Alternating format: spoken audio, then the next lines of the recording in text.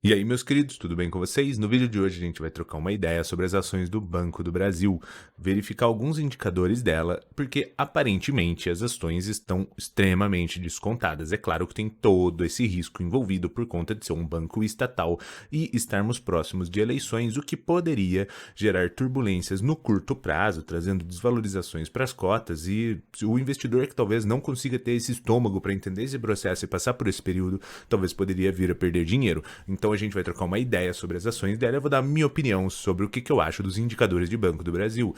E é claro que nada que for dito aqui vai ser uma recomendação de investimento, porque você que tem que ser responsável por efetuar suas análises e estudar, porque no fim do dia o lucro ou prejuízo é inteiramente seu. Se você curtiu essa ideia de tema, dá o like, se inscreve no canal, dá essa força aí pra gente e bora lá!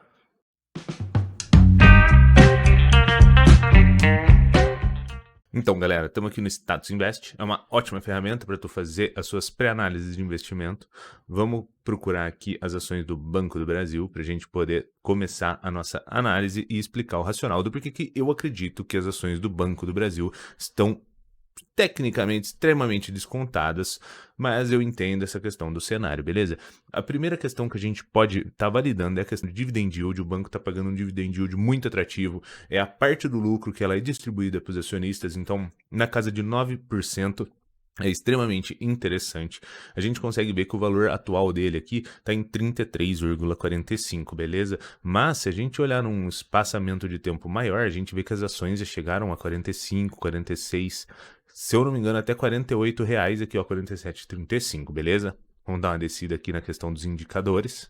Na questão dos indicadores do banco, a gente já viu ali a parte do dividend yield, né? Aqui tem algumas outras métricas que eu acho que vale da gente dar uma olhada, porque podem apresentar esse desconto que o banco está tendo nesse momento, que já veio desse momento todo de fechamento, agora acaba se dando uma manutenção por conta dessas questões de eleição e tudo mais. O preço-valor patrimonial. Como eu já disse em diversos vídeos para vocês, essa é uma métrica que não necessariamente ela é positiva ou negativa, independente do resultado.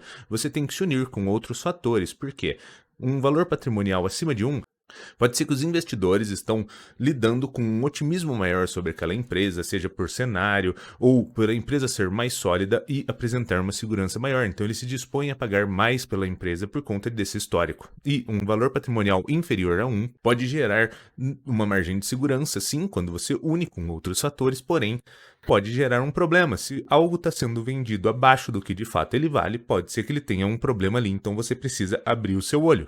Mas quando a gente olha aqui sobre o Banco do Brasil, a gente pode pensar o seguinte: é um banco com recorrência de lucratividade, com recorrência de distribuição de dividendos, com preço-lucro atrativo. Quando você une com esses outros fatores, você olha, poxa, eu estou comprando algo abaixo do valor de patrimônio, ou seja, se ele custar 100 mil, eu estou comprando a 65 mil, é um banco que tem recorrência de resultado, que acaba tendo essa parte do agro também envolvida por conta de empréstimos e tudo mais, com uma distribuição de dividendo recorrente e interessante. E daí a gente pode olhar também sobre uma outra base de dados. A gente pode visualizar aqui quanto que era o preço-valor patrimonial ao longo do tempo. E a gente consegue ver que em poucos momentos, ao longo desses 10 anos, o Banco do Brasil trabalhou com um preço-valor patrimonial desse patamar. A gente consegue ver que aqui em 2015 0,60 e agora em 2021. Ou seja, em outros momentos, o banco sempre trabalhou com um preço-valor patrimonial de média de 1, porém podendo chegar a 1,20, 1,40, 1,50.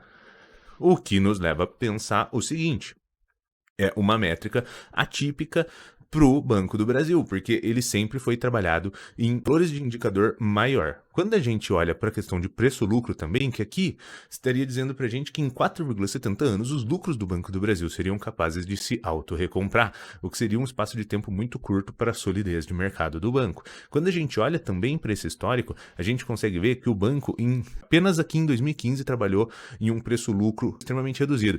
A gente consegue ver que nos outros anos ele teve um preço-lucro de quase o dobro do que ele está sendo trabalhado agora.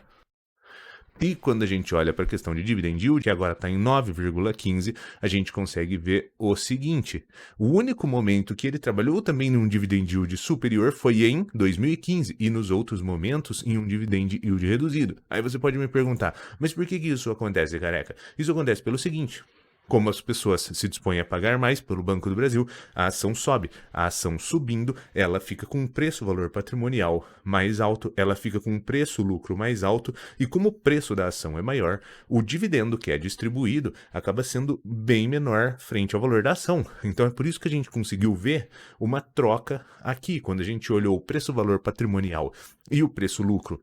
No ano de 2015, ele estava reduzido e o yield alto. E quando a gente olhou nos outros anos, ocorreu-se o oposto. Por quê? Porque as pessoas se sentem mais confiantes com o Banco do Brasil, o preço-valor patrimonial sobe, o preço-lucro sobe e o dividend yield cai. Ou seja, histórico passado não é comprovação de resultado futuro. Porém, quando a gente olha para o cenário de hoje, a gente pode utilizar o histórico passado para pensar o seguinte: Banco do Brasil trabalhou nesses momentos apenas em 2015 e depois houve uma recuperação, uma melhora. Ou seja, a gente poderia especular que a cotação de Banco do Brasil ao longo do tempo, quando todos esses problemas de eleição e tudo mais passarem, questão de inflação, o preço-valor patrimonial do Banco do Brasil tenderia a subir, a questão de preço-lucro do Banco do Brasil tenderia a subir. Tudo isso por quê? Porque a questão de cotação iria subir.